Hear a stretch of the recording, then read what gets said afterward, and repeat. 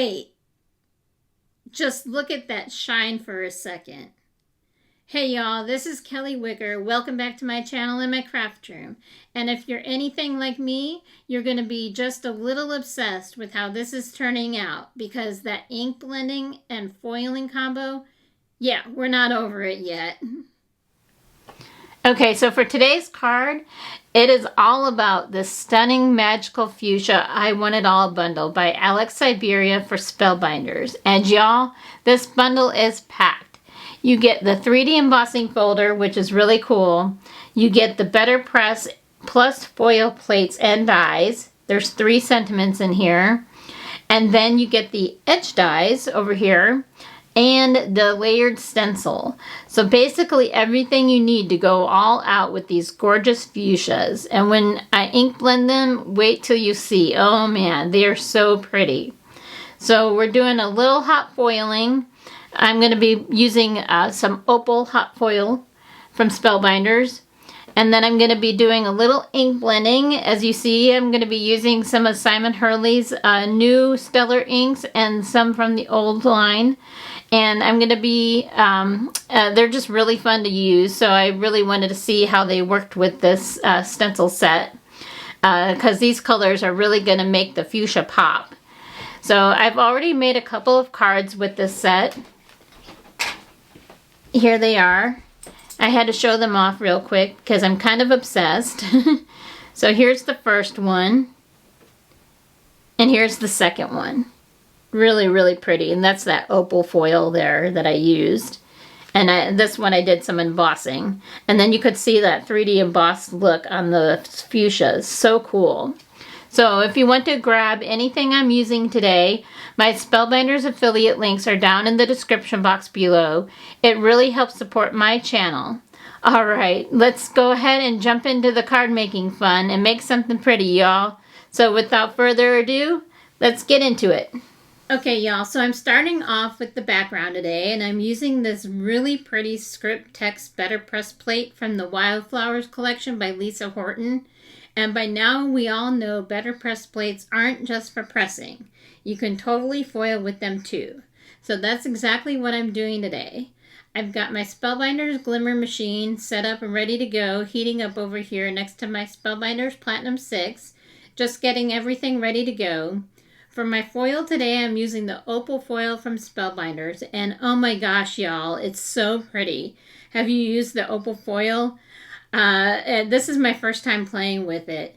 It's one of those where I always have to stop and think for a second, like, wait, which side is the pretty side again? Just remember, the pretty side goes down. So I'm just trimming it down with my Spellbinder scissors. How many times can I say Spellbinders in one video? Seriously. So, and the nice thing is, this machine heats up super fast. Well, at least I think it's super fast. So you're just not sitting around waiting forever. All right, let's go ahead and get this foil. So as my machine is heating up here, I go ahead and get everything stacked and ready to go. So I'm not just sitting here waiting around. I place my foil pretty side down right on top of the press plate. Then I'm using some hammer mill cardstock. It's the one with the gecko on it. Trim down. This is my go-to for white cardstock for hot foiling. It just works every single time for me. I also like to add a couple of paper shims. I found that works out well with my machine. It helps get a better impression, especially if your foiling has been a little hit or miss. So if you've been struggling, definitely try that little trick. Then I put my thin shim and spacer pad on top, and while the machine finishes heating up, I'll usually start getting things ready for my next step just to keep things moving.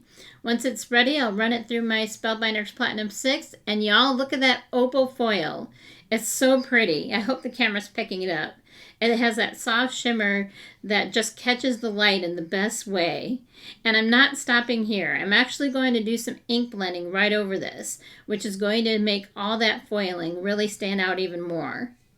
Okay, so next I'm bringing in the awesome Alex Syberia Magical Fuchsia press and foil plate. And for this step, I'm using Spellbinders Gold Foil because this is the star of the show and I really wanted to show it off. And y'all, this combo is just gorgeous. And seriously, don't be intimidated by hot foiling.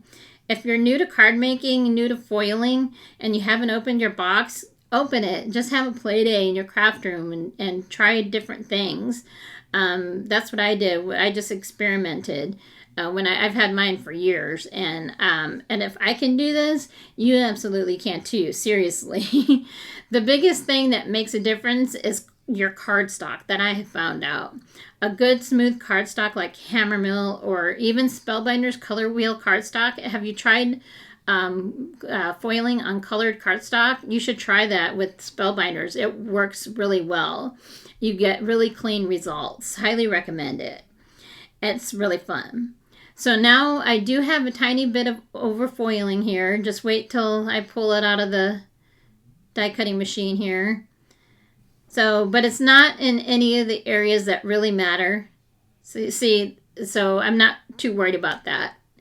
But if you do get overfoiling of spots you don't want, there are a couple of easy fixes. A mono sand eraser works great because it gently removes that extra foil without damaging your design. I have a couple of those in my stash. Another trick is using the Spellbinders Best Ever Craft Tape. I've seen Yana do this in her videos. That's where I learned it from. But here's the key part. You want to detack it first. Like, I'll just press it onto my clothes or my glass mat a couple of times to take away some of that stickiness. That way, when you lightly press it over the overfoiled area, it lifts the excess foil without grabbing onto your cardstock and tearing it. So you're basically using the tape to pick up that extra foil, but in really controlled, gentle way.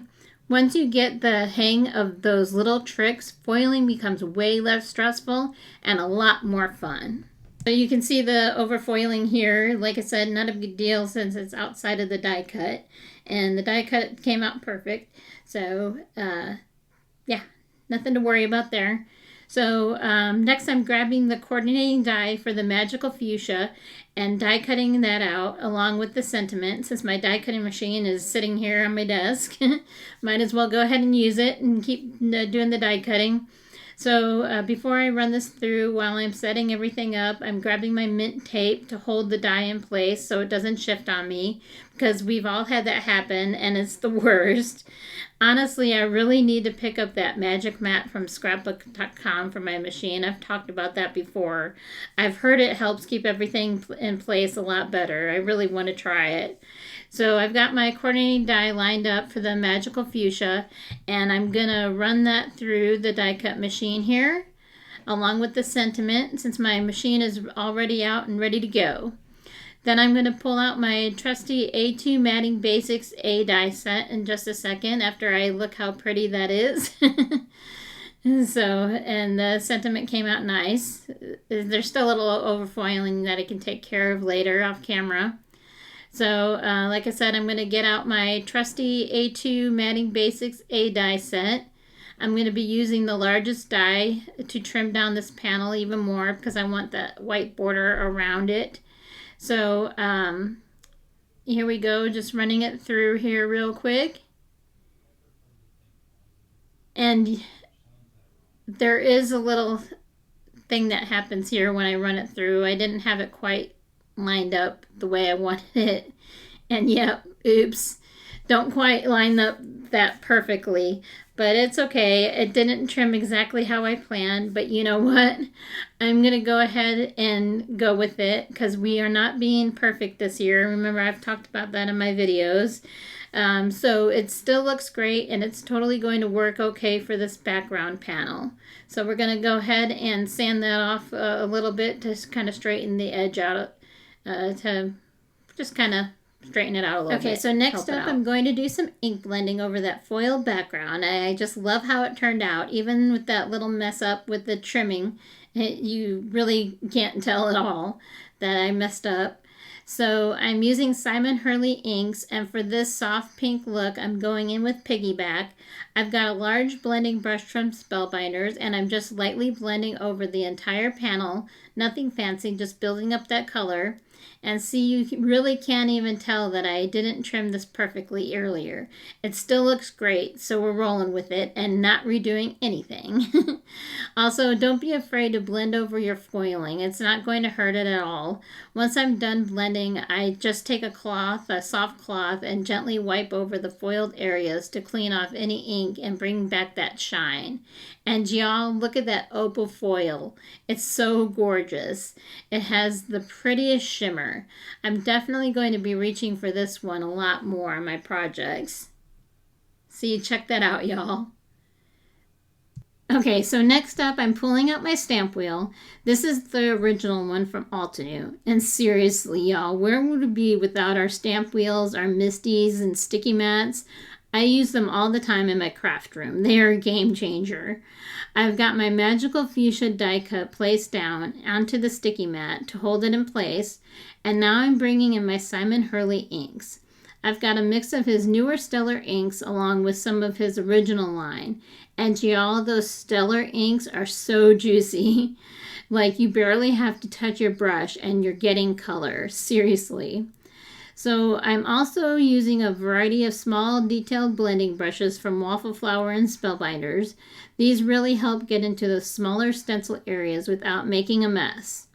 So I was watching Carissa Wiley recently on one of her lives, and she was featuring this set from Alex Syberia, and I was really inspired by the way she did her color blending. She wasn't using Simon inks, but I love the color combos she chose, so I thought it would be fun to try and recreate that same look using the Simon Hurley colors I already have. It's a great way to get inspired, but still use what's in your stash. So now this stencil set is so good, y'all. There are 5 stencils total, and they line up really easily with the foiled die cut. Everything just kind of falls into place, which makes the whole process really smooth. And honestly, I am so glad we have all these layering stencils now, because ink blending like this is just so fun. I definitely reach for this over coloring most of the time. It's quicker, it's relaxing, and you can just get really beautiful results without a ton of effort. Plus, having a good variety of inks makes it even better. And I've been having a blast building up my Simon Hurley collection. If you haven't tried the new Stellar inks yet, I do recommend them. They are super juicy, easy to blend, and the color names are just fun. Which, let's be honest, it makes it even more enjoyable to use them. So in between colors, I'm just taking a microfiber cloth and wiping down my stencils. These are really easy to work with. There aren't a lot of super intricate, fussy areas, so cleanup is quick and I can just keep moving right along. So while I'm doing all this ink blending, I thought I'd share a little bit of what's been going on at home here lately. So we're currently fostering a dog. We've had him for a few weeks now, and he is just the sweetest thing. Total Velcro dog. Always wants to be right by your side. We got him through our local Sheltie rescue, and y'all, I love my Shelties, but we actually think he might be a Border Collie Sheltie mix. He's got all the traits, super smart. I mean, Shelties are super smart, but Border Collies are incredibly smart. Really loving, great on a leash, really great on a leash. Just a really good dog overall. His name is Tex, and he's about 56 pounds, which feels a little bit big for a border. So we're actually waiting on his DNA results to come back to know for sure. It would be nice to know exactly what he is. I am a lover of Shelties, and yeah, I'm kind of disappointed that he's not a Sheltie. So there's that. As you know, we have Finway, who just turned 15, my sweet old man, and then Buster, who we adopted a couple years ago, and just turned 5. So with Finway getting up there in age, we just really wanted a younger dog for Buster to have a buddy to play with. He plays with Finway, but Finway, you know, he's 15. He can't run around the same because he's got really bad arthritis and things. So, so Buster needs a young buddy to play with. So they're still figuring things out, not totally bonded yet. With Finway and Buster, it was instant. They bonded instantly the first day we had them together. So Tex definitely needs a lot of exercise. We walk him every day, and he lets you know when he's ready to go. It's really cute. He's got that border collar energy, always on the go. So I'll be honest, I'm still not totally sure if we're going to keep him. He's a bigger dog, and it's just something we're thinking through. So yeah, so I don't know. I'm still on the fence about him. He's really trying to earn his way into my heart, though. He's working really hard at it. So and on top of that, there's been so much rain where we live lately. And the weather's actually been pretty cool here in Texas for this time of year. It's kind of interesting, the weather lately. I've been having to wear long pants again. So it's been a little bit of a trigger for my OCD, which really sucks because my OCD has really been improving since December. It's been amazing. Between new medications and therapy, just a world of difference with my OCD. But this weather, I've just been dealing with muddy paws, extra cleanup and all that. So it's really been, check that out, y'all.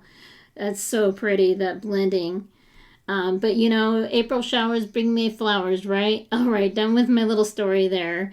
And I just love how that ink blending turned out. So now I'm bringing in the 3D embossing folder because I want to add even more detail to this die cut. And I have to say, I'm pretty impressed with how that ink blending turned out. Thanks again to Carissa for the inspiration.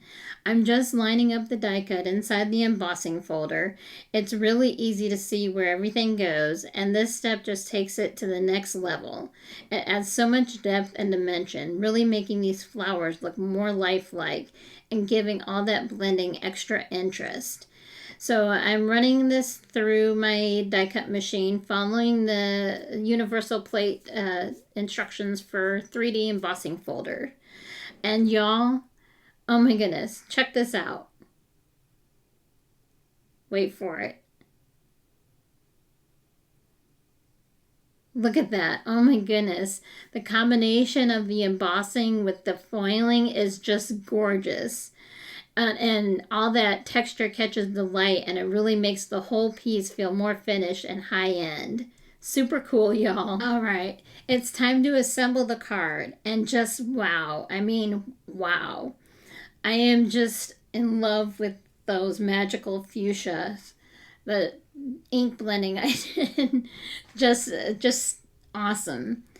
So this set from Alex Syberia and Spellbinders, it's fantastic, y'all.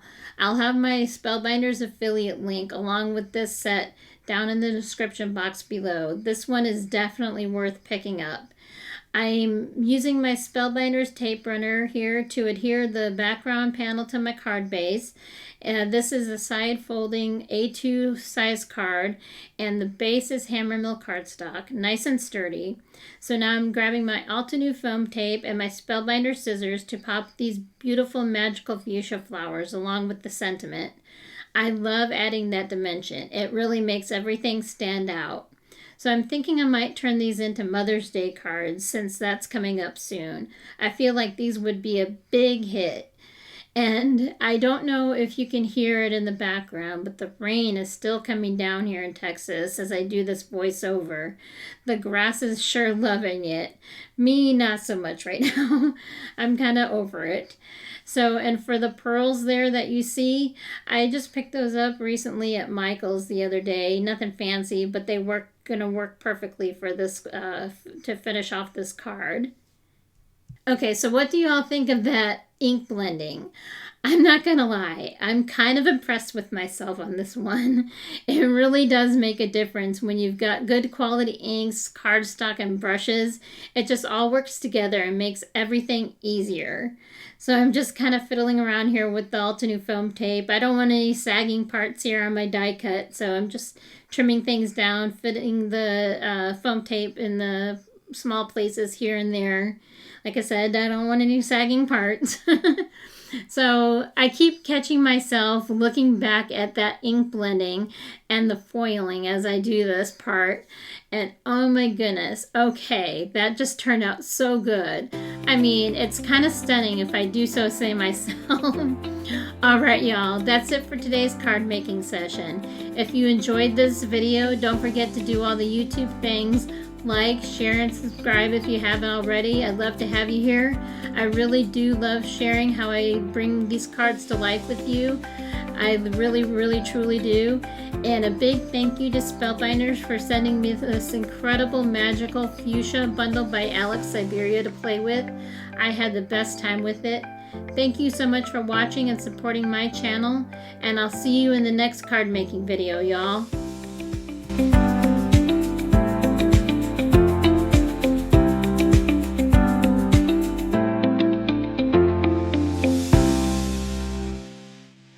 Ciao for now.